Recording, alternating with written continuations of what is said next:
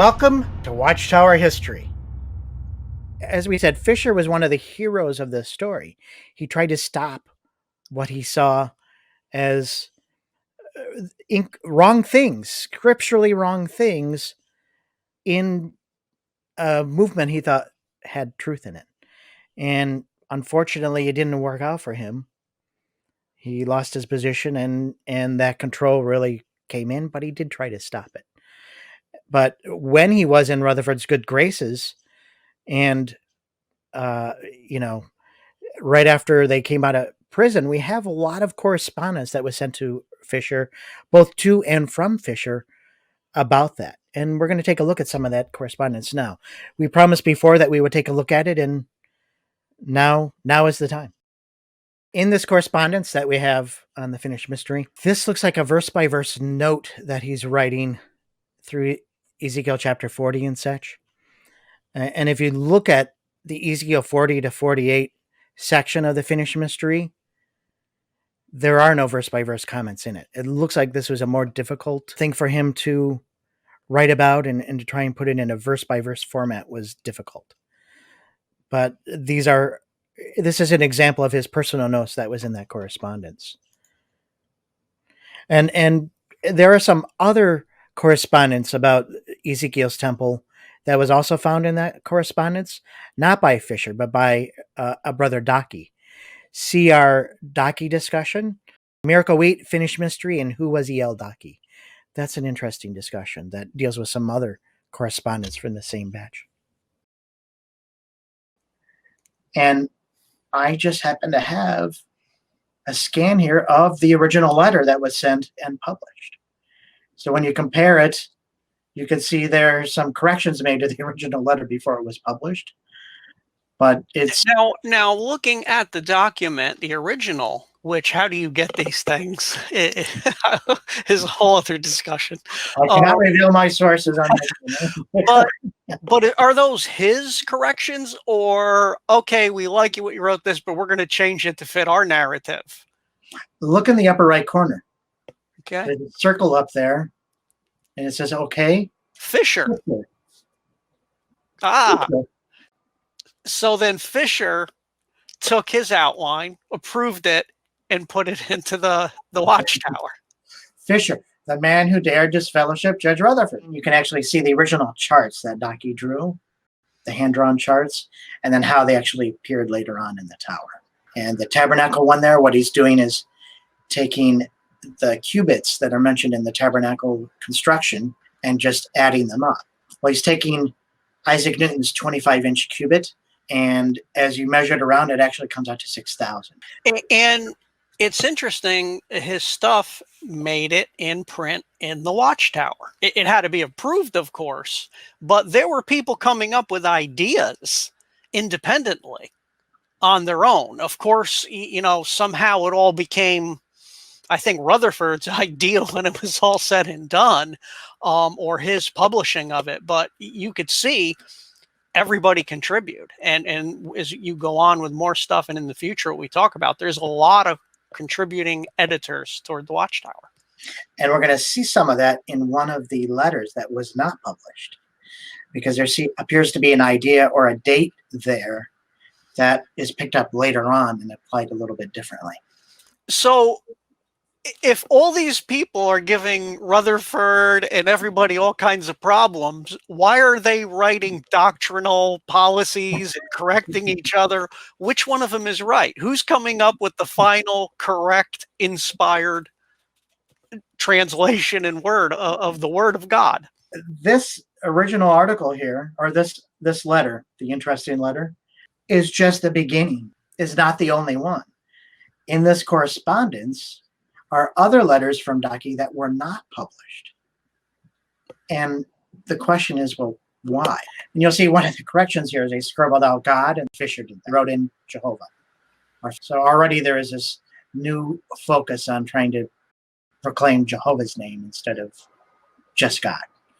But as a whole, the movement at the time normally just said God.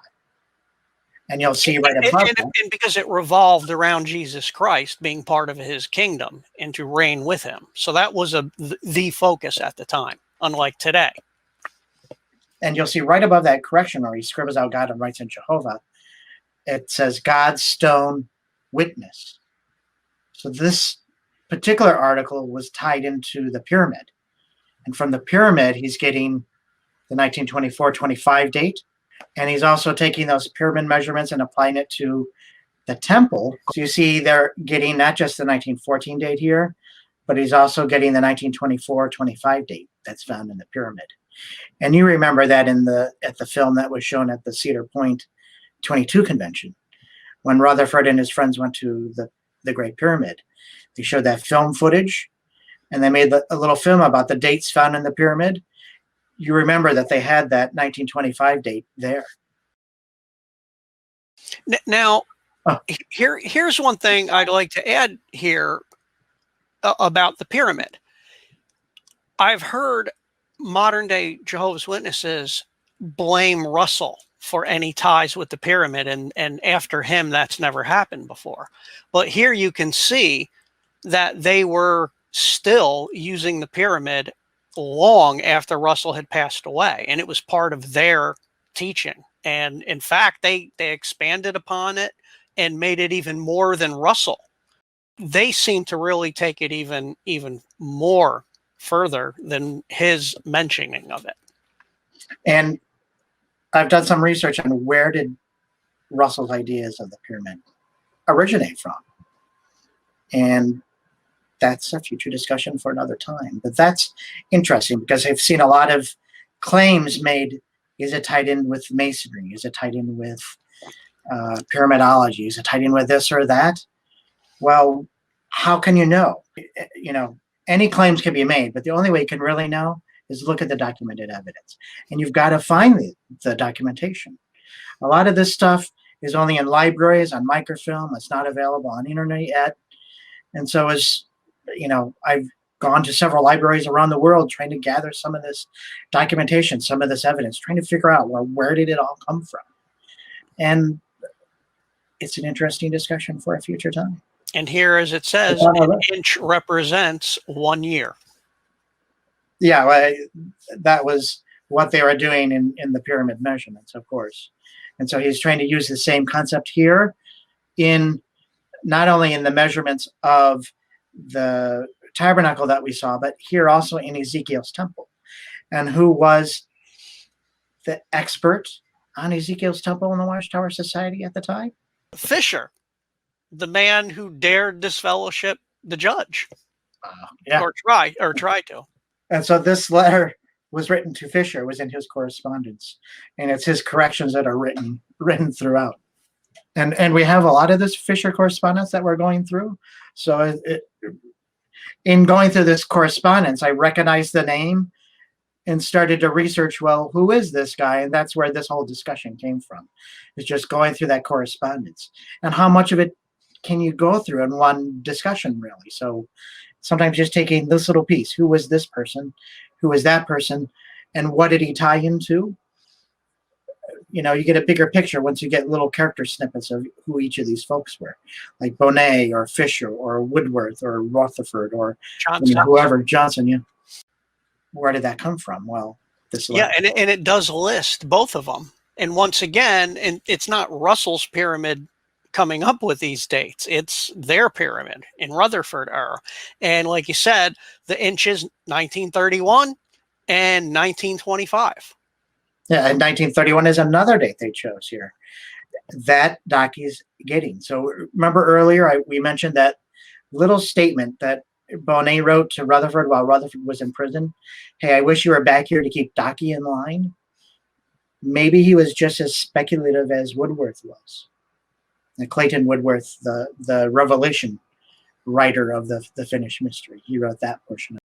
This next one is a letter from the Canada branch office with a question for Fisher, right? And so it's asking about his opinions on the Finished Mystery. You know, there was questions that were coming in on some specific subjects.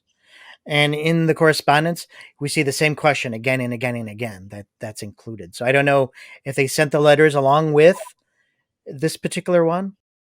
So this one's a letter from Rutherford asking Fisher to write more articles on Ezekiel's temple in the Watchtower. And this is dated January 20th, 1920.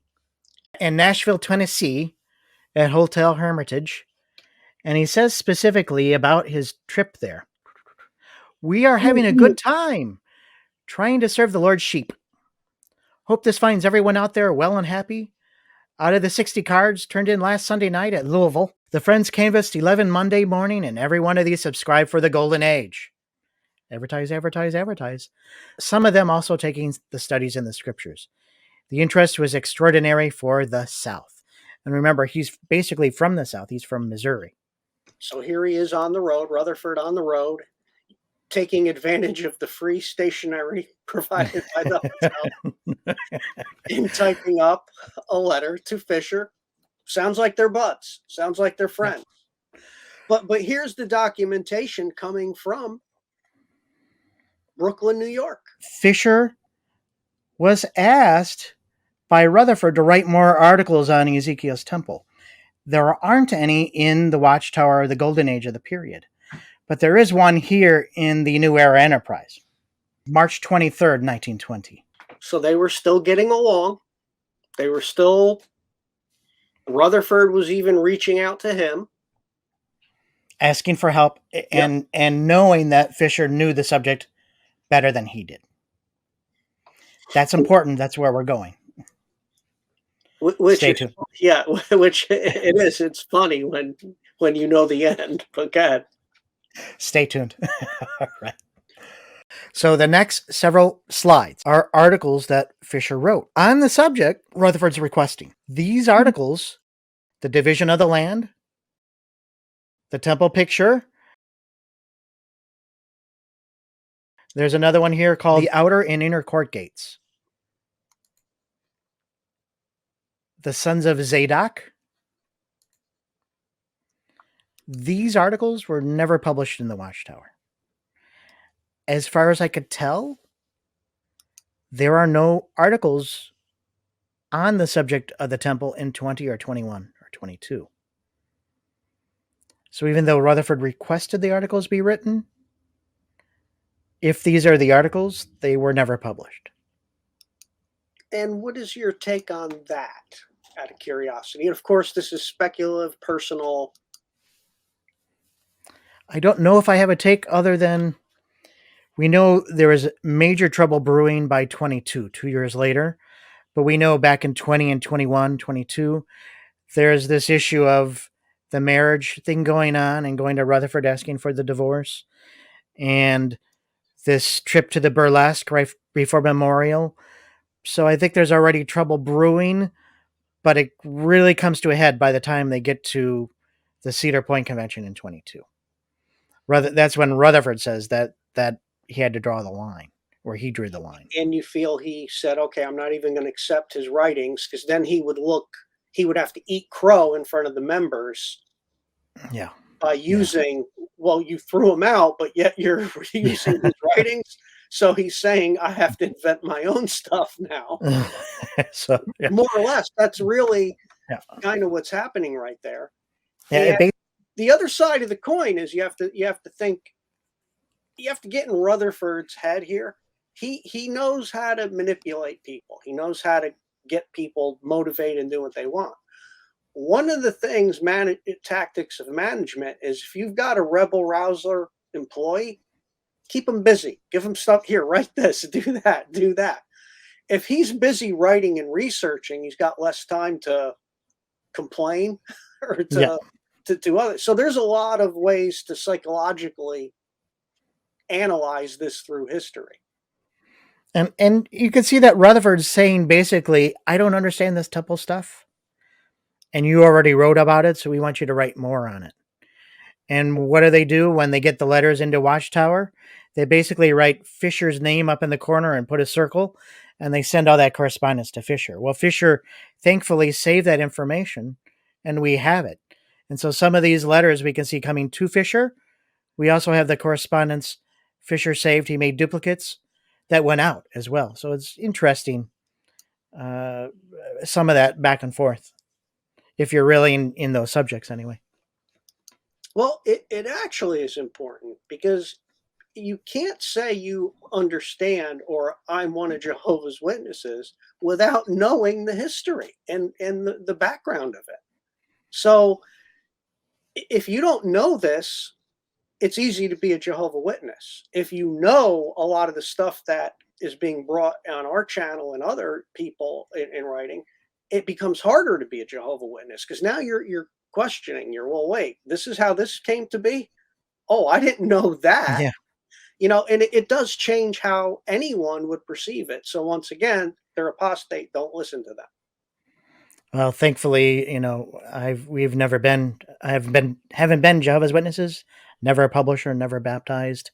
So we're entirely independent in looking at this from the outside.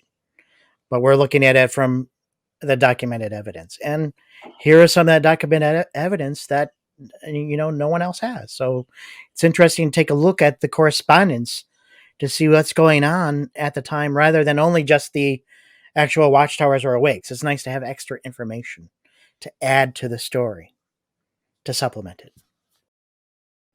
And you can see at the top of this article, this letter is a very good example. It says, Brother Rutherford. And Fisher's name is written there and circled. They sent it to Fisher, please reply. They sent it to Fisher to discuss this one. And this is from a Gerald Berry, and it's a question dated October 5th, 1919. And it's interesting because he's mentioning two periods of time from Ezekiel chapter 33, 1 year, 5 months, and 29 days, when Nebuchadnezzar besieged Jerusalem, and from the time the city fell until it reached the prophet. And so what this guy is doing is trying to say, well, Volume 7 should have started in the fall of 1916, and the city was smitten in 1918 when they went to prison. So he's trying to find... he's trying to... For the readers or for the viewers on this, at this point, though, there were two captivities that had taken place. There was a first group sent into Babylon. And so in Daniel, Daniel and his three friends, in that first group. So when it's talking about this, when the city fell, and it became news to others who were not in the city. So that's what a lot of this has to be talking about. What they're trying to do here is take these time frames that are listed in Scripture, and they're using the idea to try to apply it to Watchtower society to prove that they're the chosen ones. Well, Rutherford, this is very early, right? This is 1919. Rutherford picks up on this, and by the time you get to the Cedar Point Convention in 22, Rutherford's doing that himself. He's taking the 1260 days, the 1290 days, and he's taking it from the time that trouble's happening that he caused in the takeover of the society, or them going to prison or coming out of prison. So he's applying these days in an effort to try and prove, hey, Watchtower is the chosen one. By the way, I'm the one taking the lead in Watchtower, so it's all about me. Here's a very good example of a letter to Fisher and a letter from Fisher. So we have both here. That's interesting. So we have the letter and the reply. You could actually see the imprint of the original letter in that copy in the corner. So you can see the size of it compared to the other. And it had some water damage as well. So this one, Dear Sister Fisher. Yeah. Interesting. And we didn't get too much into their spouses, but... we talked about Sister Fisher a little bit because in the original discussions we had, the question was, well, what happened to her after Fisher died? And if we look at these Bible student reunion conventions that they had, they published books. There's actually a testimony that she gives. And she's still living in Scranton at the time. It looks like she ended up in one of the splinter groups. And we see that when Fisher dies, Watchtower doesn't even mention it, but it is published in that independent paper, The Enterprise, and it's published in the Herald magazine, which is the Pastoral Bible Institute. So, it shows that there was some connection with those groups. He was connecting out with those splinter groups outside of Watchtower. Add a little side note. Somebody made a comment about our discussion of Watchtower's secret newspaper and try to pull it off, try to make a claim that it was no secret. They knew it. Well, I'm going to disagree with that.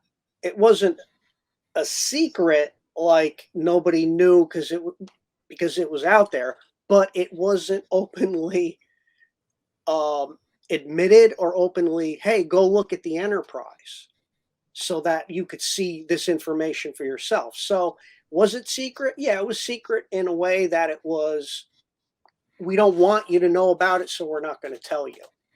And it's also secret in the sense that people today don't know about it. It's a secret paper.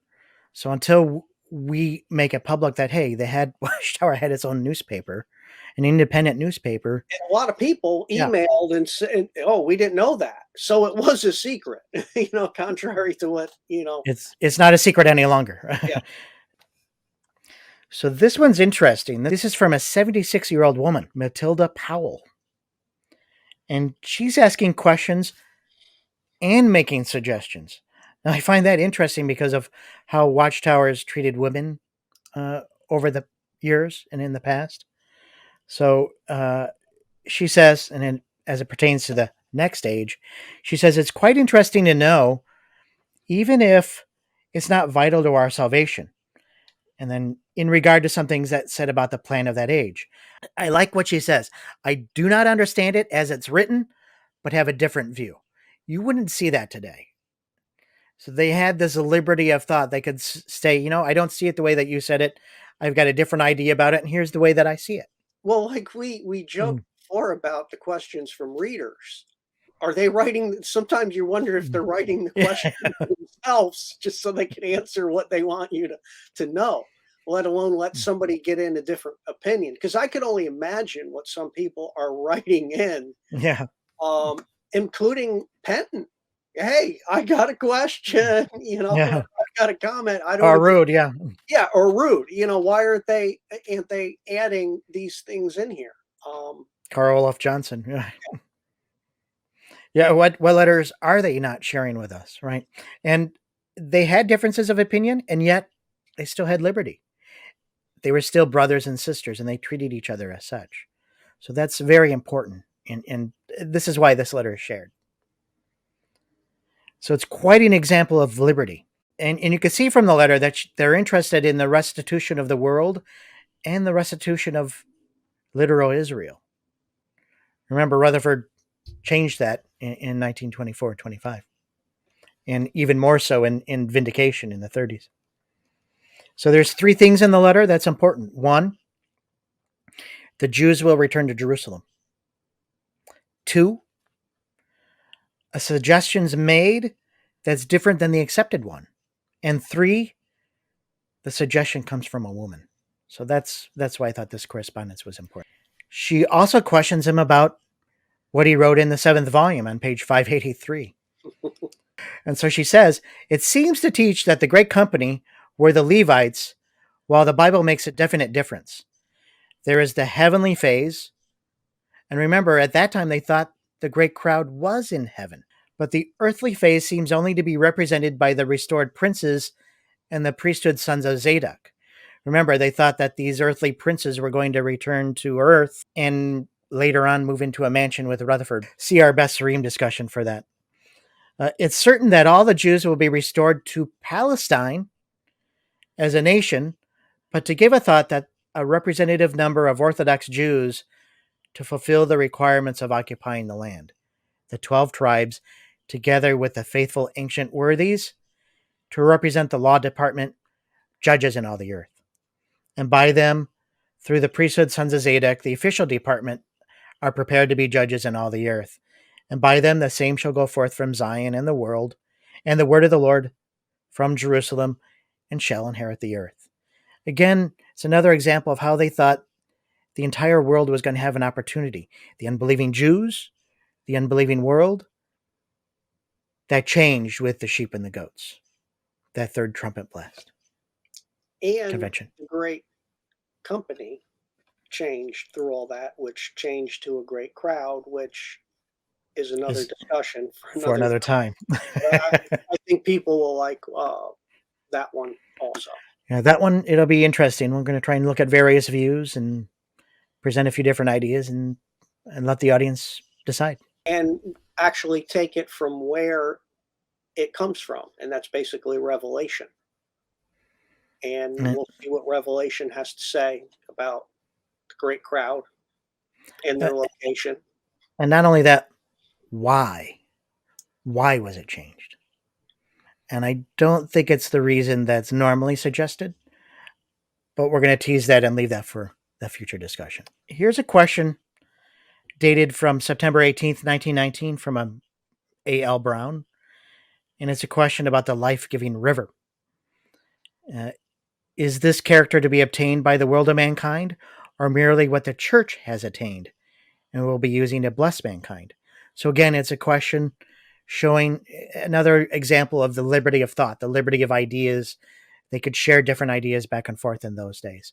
And also that they believed all mankind would have an opportunity to be saved, not just Watchtower subscribers. And who's it addressed to? Fisher. Yeah.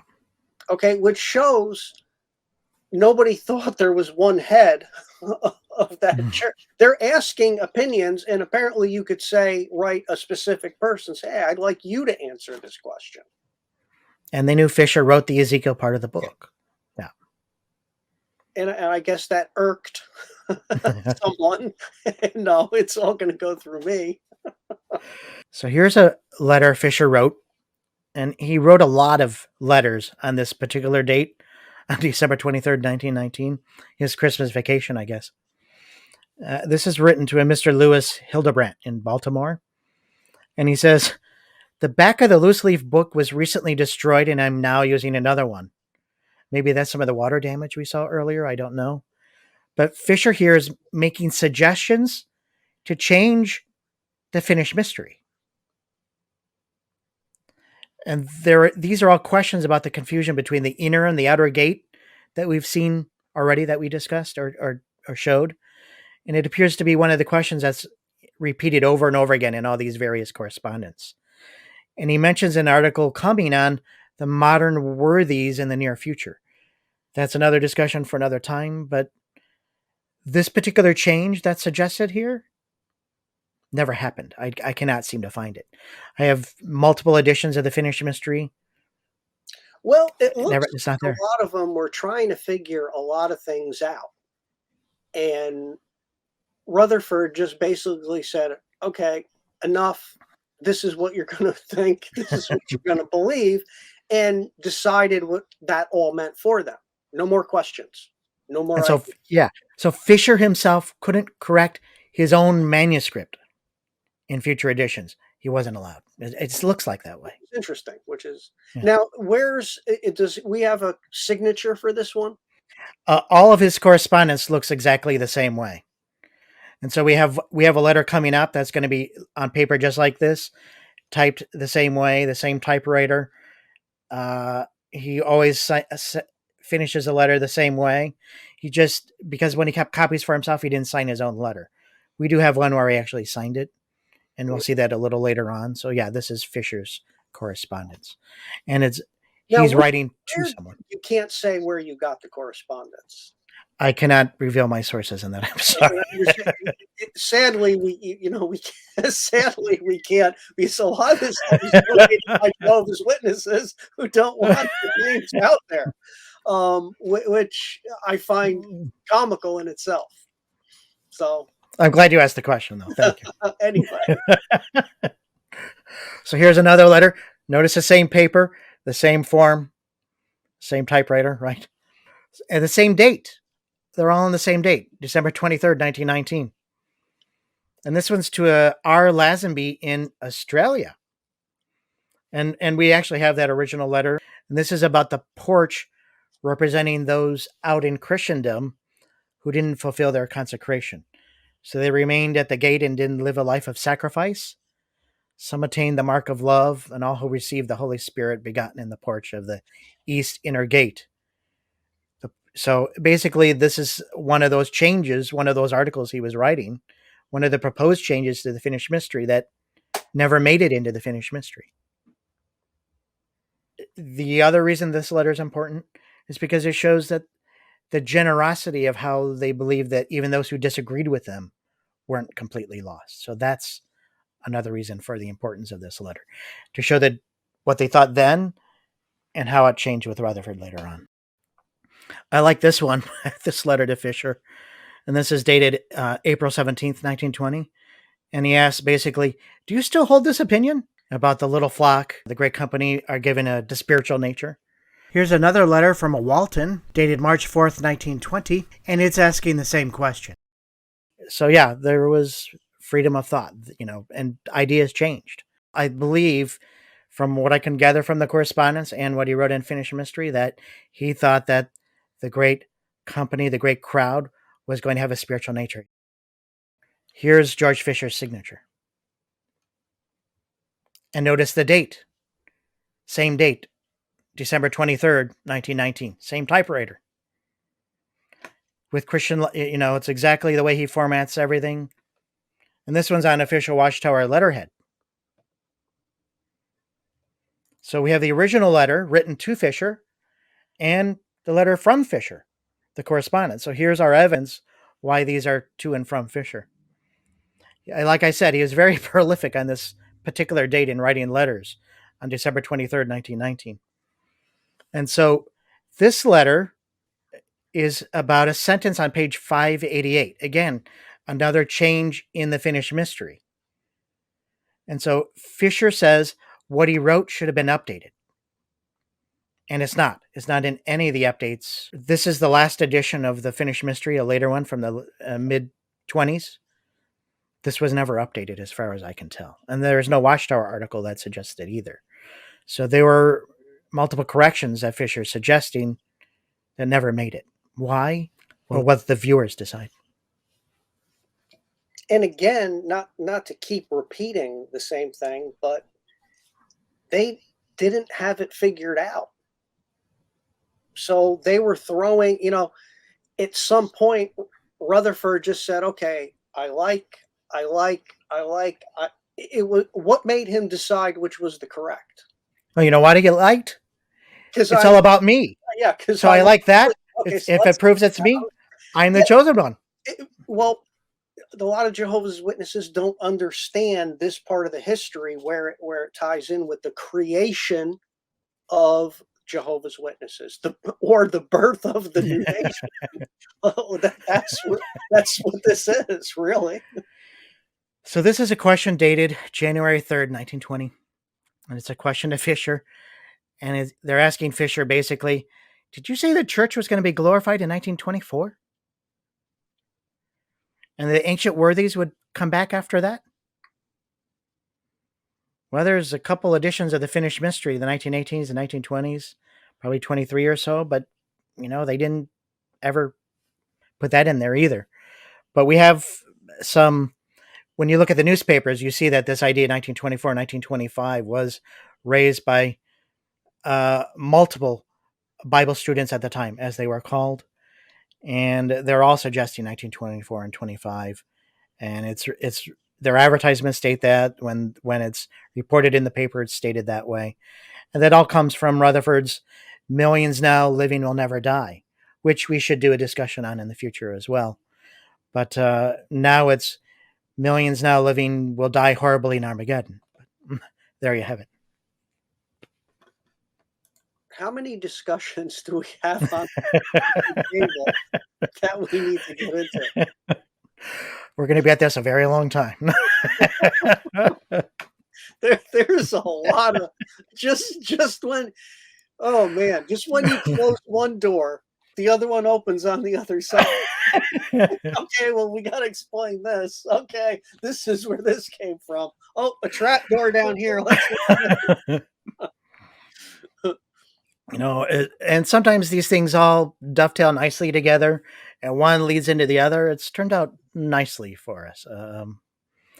I like where it's going, and some of it's just from comments we get on the board on YouTube in the comment section that have been very helpful, or even private email. So thanks to the audience out there for commenting and subscribing and hitting that little notification bell. Here's a question dated March 15th, 1920. And it's a question, Ezekiel 46 statement about the prince giving the land to the sons and servants, received only in the year of liberty. And which year would have been the year of liberty that they were looking for at the time, Paul? 25. 1925. So 25, the millions now living once again. they're anti-typical Jubilee. I was kind of off track and in my own thoughts looking at these letters. It is what a difference in the questions people were asking back then Yeah.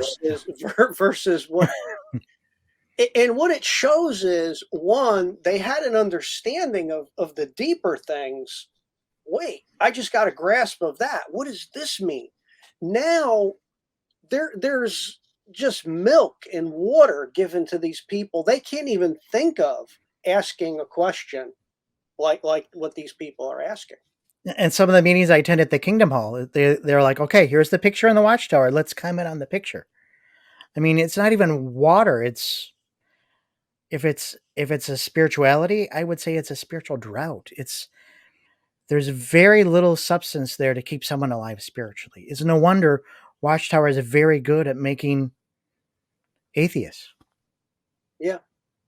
I can't recall any older Watchtowers, at least before Rutherford, where any picture was used as an example, other than a chart, in which a chart was, but it was a detailed chart, when they made one. But it wasn't pyramids on it. Yeah. Oh, look, here's an elephant and a giraffe. You can live with these. Look, they're eating straw, just like the Bible says. Now it's the pictures are very watered down. Yeah. It's sad, really, to see how it's got dumbed down. And there's just no substance there anymore to keep someone alive. It's just difficult for people. I really think it's difficult. And it's a shame, really. This letter, it sounds like the guy didn't agree with the idea of 1925. And he's writing in to talk about it. So he says, in this connection, you have doubtless observed that the Jubilee is not the millennial age, but the age following. In the type, 70 times 7 led up to the 50th or Jubilee year. The millennial age is not the 50th, but the 49,000th year day of Earth history. So as in the type, the 49th year was a Sabbath year, followed by the Jubilee year or year of liberty. So in the antitype, the 49,000th is the Earth's great Sabbath, which is followed by the Jubilee or year of liberty. Mankind will not be restored to their original inheritance, nor be given their liberty until the kingdom's turned over to the Father. He disagreed with the 1925 date and was writing in to tell about it. Why? It's interesting. You could do that then. Now, well, you can do that now, but there'd be another letter going to your congregation to an elder saying, hey, we got a dissonant on our hand, and they'll talk to you about it. They won't publish it or answer it. They'll direct it back to and tell on you. Literally, they'll tell on you and send somebody to discipline you for doing it.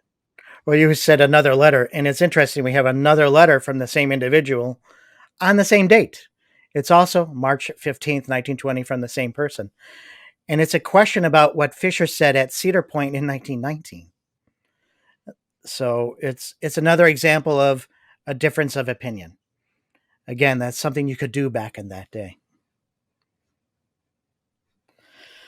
So here's a letter, and it doesn't have a date on it, but it's about that Ezekiel and part of Ezekiel 45:12. It's from a Jack Horn, and it's about the weights and measurements on page 570 in the Finished Mystery.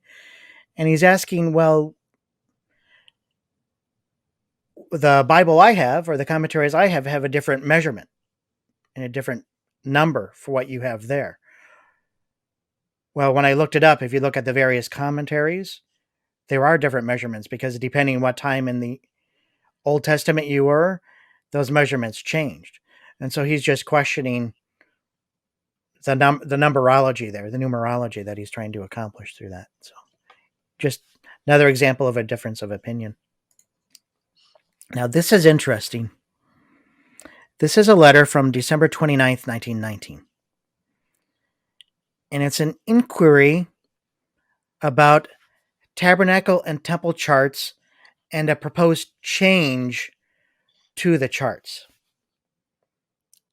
And was the measurement a 25-inch cubit or an 18-inch cubit? Because Israel used both. There's evidence that Israel used both. It asks, have you got the chart that you feel sure is a correct representation of the temple? If so, I would like to have a copy to study and to use in the service. I would like to ask if you have any further dates in the temple than given in the 7th volume. If so, would like to have it.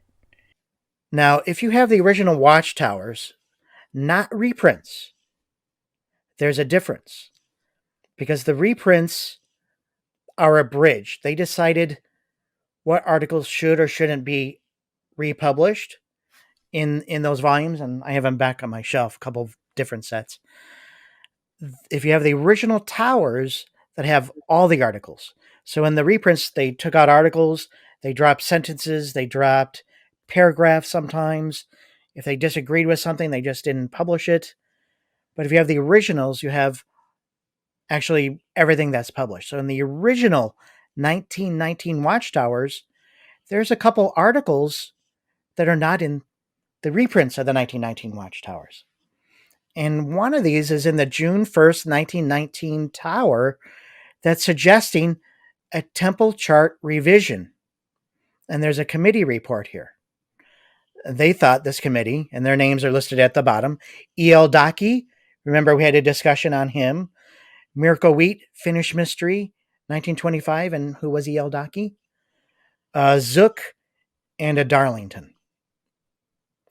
They're suggesting a temple chart revision. Now, the very next issue of the Watchtower, June 15th, 1919, it says, correction of mistake. In the June 1st issue of the Watchtower appears a report of a committee signed by 2 brothers and a sister with reference to certain changes to be made in the chart of the temple. The editorial committee takes this occasion to correct its mistake in printing this report in the form in which it was printed. In the first place, the committee was not duly appointed by anyone having authority to do so. Second, it's contrary to the policy of the Watchtower to print any article over the signatures of anyone. Third, it's contrary to the scriptural injunction, we suffer not a woman to teach. And this goes out as teaching to the church. This report got into the Watchtower by an inadvertent oversight. In the near future, we will publish something pertaining to certain corrections in Volume 7. What's the timing of this article? What happened between June 1st and June 15th, 1919? They got out of prison. Now, the whole thing there, to me, is just funny. First of all, okay, it shows when they were in prison, they could write stuff. Stuff could be written. Okay. They get out. Okay, we're taking it back over. Yeah, they were released from prison in May. So that June 1st issue was already in the press. Yeah.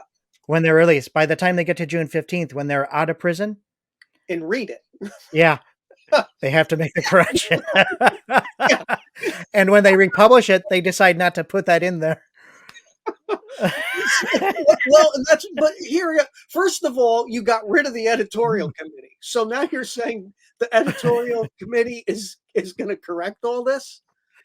Now you say the editorial committee was not duly appointed. Well, you kicked out everybody in the editorial committee. So, I mean, the whole thing is controversy in everything. And print articles with signatures, they were doing that at the time a lot. And especially in the early years, yeah, to teach. And a woman, you had Mariah Russell writing a lot of articles with her name on it. I was just going to say that. There were women, and there was, whose wife was it who had some money? Gertrude Siebert. Gertrude Siebert. The birthday book woman, yeah. Yeah, so I guess if you make a large contribution, you get your article published and whatnot. So there's a lot of discrepancies in the correction of the mistake itself. Let alone mistake. I mean, it's funny. Well, go to the very next issue of the Watchtower. Wait, I'm not done. Oh, okay, go on. Okay. This report got into the Watchtower by an inadvertent oversight. No, it wasn't. They wanted to put that in there. The cat was away in prison. We could, and in the future, they're going to correct certain things in Volume 7, which was the final word on everything anyway. So Ezekiel had to do with it, but you took it out. So the whole thing is just. And as we saw, those changes didn't happen. We knew what changes. Yeah. So the whole thing from the very where does it starts from the second sentence on is just controversy in every form with itself. So back to what you were saying. That's true. They didn't know it was already in the process of being printed and published. They get out and they get it and read it. So that's funny. I wasn't thinking that in that order. I was just thinking they were in prison, this and that. So yeah, the whole thing is funny. And they got right on it. 15 days later, the next article, boom. So that was the June 1st and June 15th, 1919 Watchtower. Now go to the July 1st, 1919 Watchtower. And it's interesting. It says, quite a number of delays have been encountered in getting out the new edition of the wall chart of Ezekiel's sanctuary. But the present appearances warn us in the exception that we will be able to fill all the back orders in about 6 weeks from the date of this issue. The new chart's slightly larger, blah, blah, blah. Well, if they were proposing a change and getting ready to print a chart with the changes, they were now undoing the changes, right? So then would that make the June 1st article correct with the changes? It didn't come with the changes, though. Yeah. And if you look at the reprints, so this is a page from the reprints. It's interesting that in the reprint index to the Watchtower, for the June 1st issue, it does have the title of the article, Temple Chart Revision, but it's not in the reprints. So the article title is there, but is not there at all. So they somehow missed that one. It's interesting. Well, here's a letter written to George Fisher. And this is written in 1920, August 1920. And basically he says, I sent you a picture of a model of the temple made by a brother who is an architect of a very high standing and ability. But as of yet, we have received no acknowledgement from you. Brother Rutherford wished very much to see the model when he was here, but wasn't able to do so.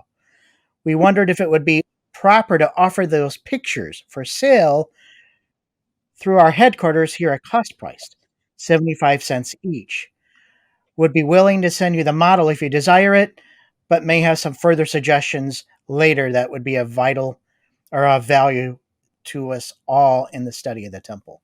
So basically, there were others that were still suggesting, new charts, new photos. They were still very much interested in that temple picture. And Fisher connected with it. Yeah. Now, I have a friend who has an actual model of this Ezekiel's temple that was made back in that time period. Whether or not it's this model, I don't know. What we found next is reminiscent of a governing body member like Ray Franz questioning one of the doctrinal foundations of the modern theology of Watchtower. And this was back in the 1920s.